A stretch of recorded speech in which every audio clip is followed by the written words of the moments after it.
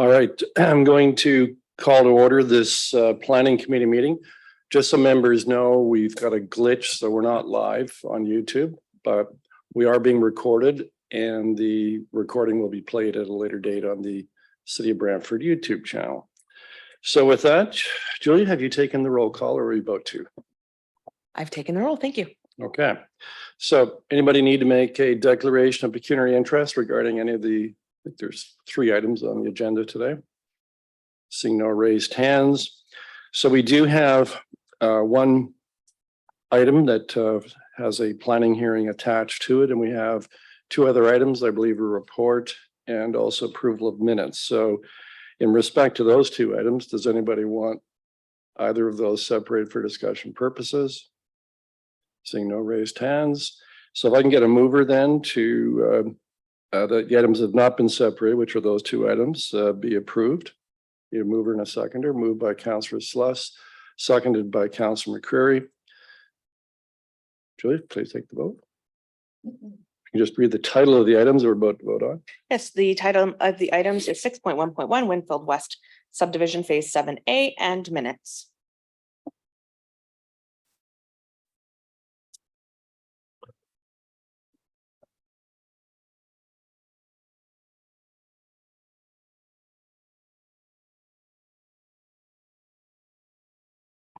All items not separated for discussion purposes carry unanimously on a recorded vote. Those in favor, Mayor Davis, Councillor Sakoli, Sluss, McCreary, Carpenter, and Van Tilburg. All right, so we have one item for a public meeting, and the public meeting is held in accordance with the provisions of the Planning Act. The purpose of the hearing is to discuss the planning application and to hear from the public either in support of or against the application. At the end of the public meeting, the committee will pass a recommendation, which is generally considered for a final decision at the next meeting of council, which is generally the last Tuesday of each month. The name of anyone who speaks in regards to any item will appear within the meeting minutes. Anyone wishing notice of any further proceedings regarding the application should also provide their name and address to the clerk's office. We ask that members of the public in attendance today to speak to an item, please ensure that you add your contact information to the sign-in sheet located at the delegates table. But don't see anybody here. The applicant will speak first, followed by municipal staff and then the public. Each will have up to 10 minutes to speak, inclusive of questions from the committee. The applicant will then have up to 5 minutes to provide clarification to any questions or issues raised during the meeting. So we'll now consider the one item that's on the our agenda today, and that is an application for zoning bylaw amendment PZ 0423 regarding a property municipally described as 379 Gulf Road. And I believe we have Bob Phillips from J.H. Cahoon Engineering coming into us virtually to speak to this matter on behalf of the applicant.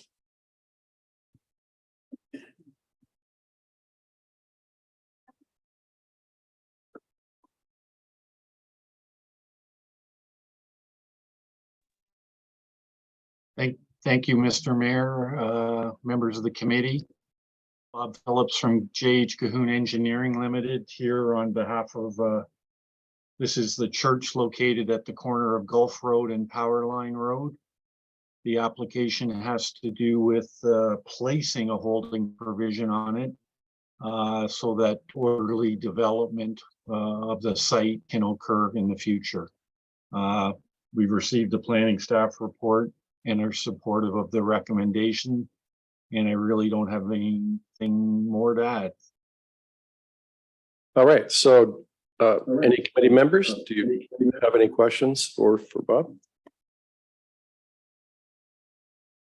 Seeing none, thank you very much, Mr. Phillips. That probably was just about the shortest presentation we've heard so far this year, but we'll now go to staff.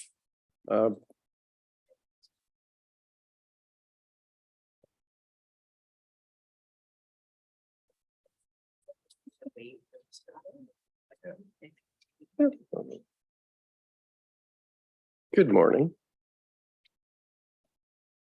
Good morning, Mr. Mayor, members of committee. My name is Holly Stemberger, and I'm here with Sean House, who worked on part of this file as well. So he's here to answer any other questions related to the consent application that sort of triggered this application itself. But I will take you through the proposal here. So the subject lands at 379 Gulf Road are part of the lands that were transferred to the city of Brantford through the ministry's boundary restructuring order, and they're subject to the County of Brant zoning bylaw 6116. This zoning bylaw will continue to apply to all Brant County lands until the comprehensive zoning bylaw project has concluded to incorporate these lands into the city of Brantford zoning. This application itself seeks to satisfy a condition of consent for a 2022 Committee of Adjustment decision and is requesting to amend lands under the zoning bylaw 6116 to place a holding provision on a severed parcel at the property. There are no immediate proposals to develop the land at this time. The subject lands are located on the northwest corner of Powerline Road and Gulf Road. A place of worship known as Grand Valley Christian Center and the associated parking and services occupy the southeast corner of the site. The remainder of the lands, which are to be severed, are being farmed. The property itself slopes from the north towards Powerline Road and contains a watercourse in the north and a wooded area in the center. The property is surrounded by agricultural uses in all directions. The applicant, as I mentioned, submitted a previous consent application to allow for the severance of the existing place of worship from a larger parcel of land on the subject property. This was heard at the Committee of Adjustment and given provisional approval on August 4th, 2022. To finalize the consent, a series of conditions must be satisfied. One of these is the approval. One of the conditions of the approval is to apply a holding provision on the severed lands to ensure that the property remains vacant until such time that future employment uses can be considered comprehensively through appropriate planning approvals to align with the official plan designation. These lands are also not connected to municipal water and wastewater services, and the holding provision will also allow for the subject lands to be adequately serviced prior to development. So although the existing lands are agriculturally zoned based on the county zoning, the lands have been envisioned for employment lands and industrial uses in the future as per the city's official plan.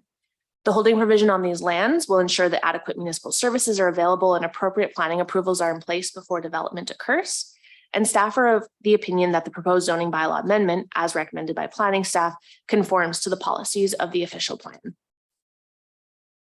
So as you can see, the existing zoning under the County of Brant zoning bylaw 6116 is agricultural, and we're proposing the holding added, and that will be just for the severed portion of land.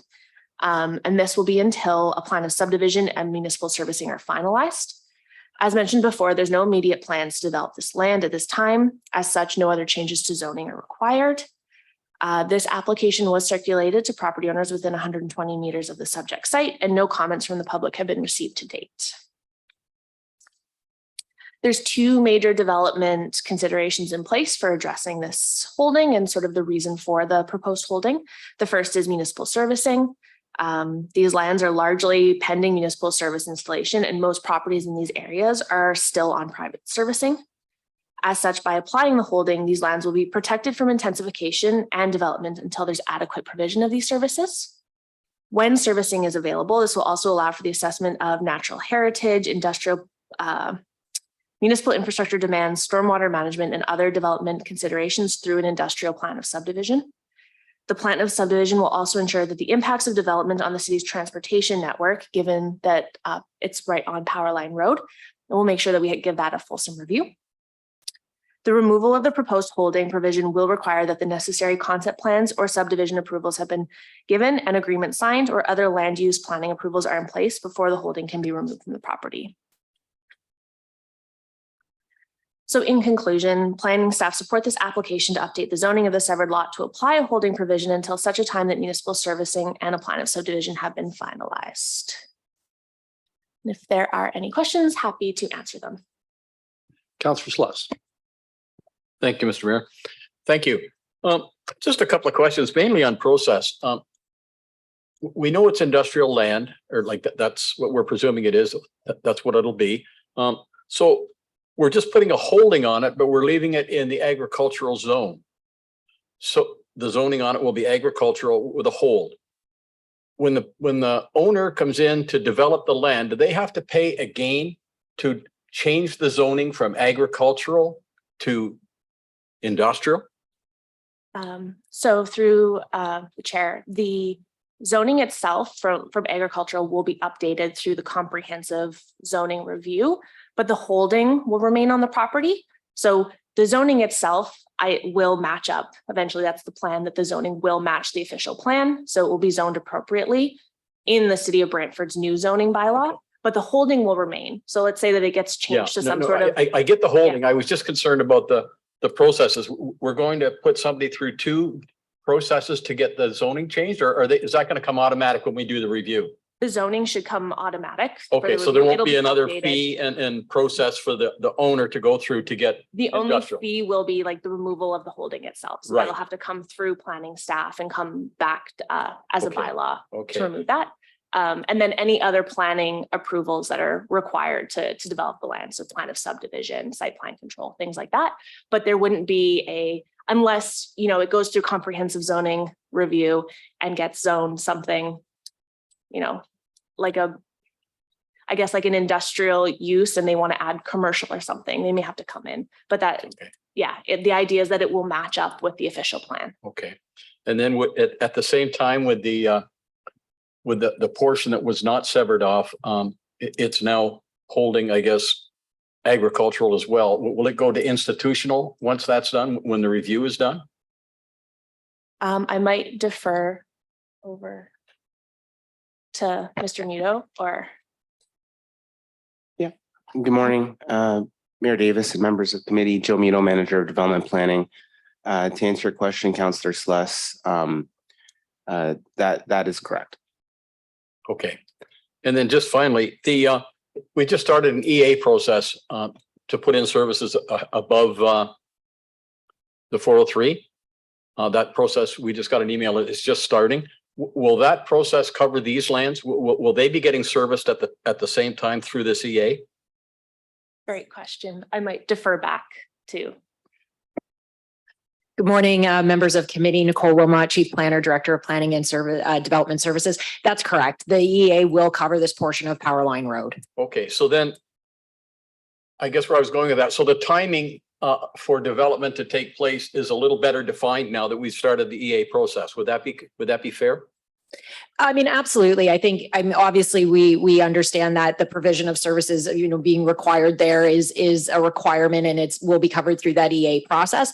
The timing of the development will ultimately depend on the purchaser of these lands and their ultimate, plans in order to move these lands forward. But a key component is the provision of those services. And we do know that that's about a 5-year time frame.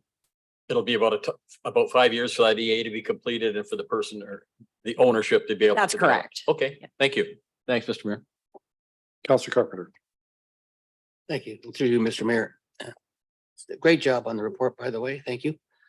Just a quick question then that wasn't answered or wasn't asked by Councillor Sluss. That would be when you say two questions actually. The services, when you say services, you mean city services? That's correct. Okay, sewer and water. That's what's talked about. Okay. And because this land is going through this application now and it's done a severance, does that trigger any of the clauses in the land transfer we had between the county and the city regarding how the tax status on these properties are to go forward? A great question. I'm not sure. I'll pass it over to our chief planner again. My understanding was, before you answer, was that when land moves in forward to development, they move directly up to the current tax status that all the city ratepayers are paying. Through the chair to the councillor, I believe that is correct. I'd have to go back to look at the details of the boundary transfer agreement and get you an exact response, but I do believe you're correct. Okay, and maybe we get an update when it comes to council, so all council is aware. Thank you very much. Thank you, Mr. Mayor. Any other questions? We'll get to you second round. Okay, Councillor Sluss, second round, get a minute. Yeah, that's all I need. I think Councillor Carpenter triggered something in my mind. That property was institutional. It was a church, so it was tax exempt, was it not? To the chair, I would expect so, yes. So the entire property would have been tax exempt, and now they've carved out a piece to keep. So until they sell that, is that still tax exempt, or do they start paying tax now on the part that's been severed, even though they still own it? Through the chair to the councillor, typically churches are tax exempt. When the severance is complete, that is to facilitate a sale, and maybe Mr. Phillips can speak to the details of that, but the severance is in order to facilitate a sale of that portion. And when that changes ownership, I believe that there will be a tax applied. They'll no longer be part of that church property. Okay, so it'll stay exempt until a sale is completed. Until All the right. severance is Yeah, completed, that's correct. Okay. All right, so we've gone beyond 10 minutes and so I don't see any other further questions, but we've gone beyond 10 minutes. But I want to thank Holly and Sean for your very succinct presentation. So we're now at that point where members of the public can comment. So the floor is now formally open to members of the public who wish to speak to this matter to come forward and to do so. So if there are any members of the public attending the meeting virtually to speak to the application, please use the raised hand function at the bottom of the screen. I don't think we have anybody. No, we don't. And are there any persons of the public in the chambers who would like to speak to this application? Please come forward. Don't see anybody, but I've got to say this twice now. If there's any member of the public who would like to speak to this application, either in support of or against the application, I'd ask you come forward to the delegates table. For a third and last time, if there is any member of the public who is present today who would like to speak to this application, either opposed to or in support of, I'd ask you come forward to the delegates table. So there are no members of the public that are here or attending virtually. So I'm now going to go to you, Bob. You do have an opportunity to respond if you want to really the staff presentation. No, we're supportive of the application. Thank you. Okay, so that brings to a conclusion the public hearing portion of this matter. So I'm now looking for a mover or a seconder to place item 4.1 on the floor. Moved by Councillor Sluss, seconded by Councillor Carpenter. And Julie, can you get that resolution up on the screen, please?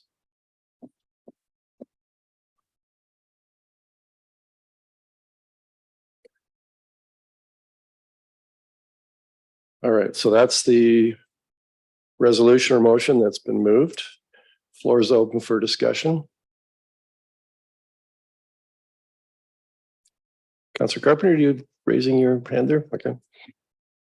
Yes, this is part of our official plan. These lands, all this area will be designated as industrial. And it's really good to see this, the second location where the private sector is now moving forward with industrial development, something the city no longer has to do. We used to do all of it, but now that Brantford is such a popular place to be, industrial land has moved forward. There's a shortage of it.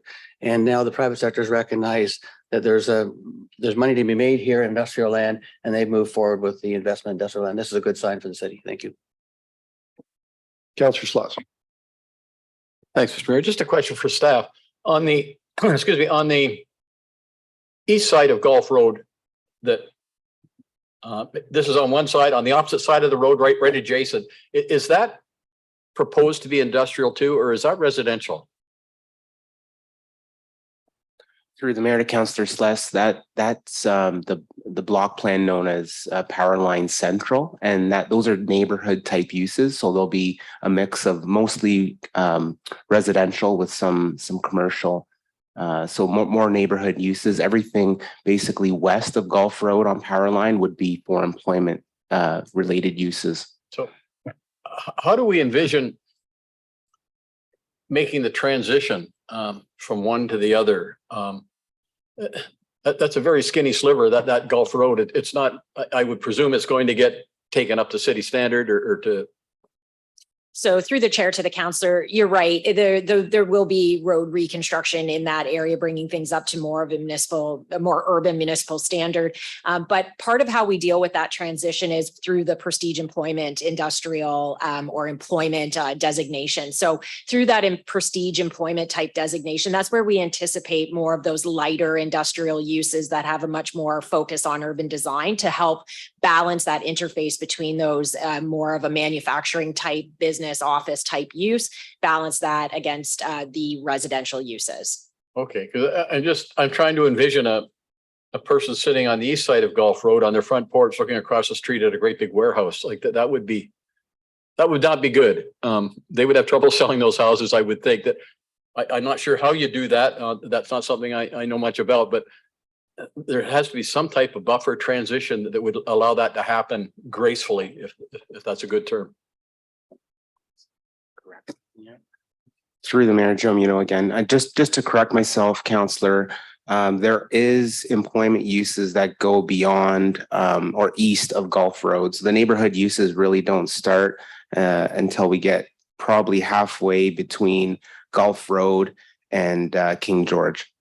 So we'll still have employment related uses at that prestige level from halfway along power line between King George and Gulf Road, all the way west of Gulf Road, continuing westerly along power line will all be employment uses. So roughly if I understand you correctly, the residential would start at about Balmoral, somewhere in there? Yeah, okay.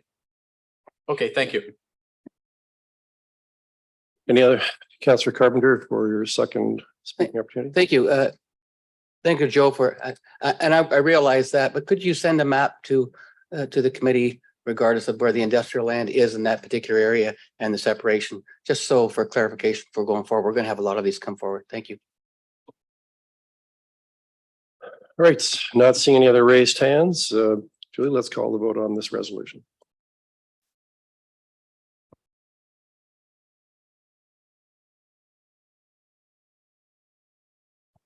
Item 4.1, application for zoning bylaw amendment PZ 0423 is approved unanimously on recorded vote. Those in favor, Mayor Davis, Councillor Sakoli, Celeste, McCreary, Carpenter, and Van Tilburg. All right, we have no other public hearings. We've already dealt with the consent matter and the minutes. We have no notice of motion, so I declare this meeting adjourned. I'm so angry.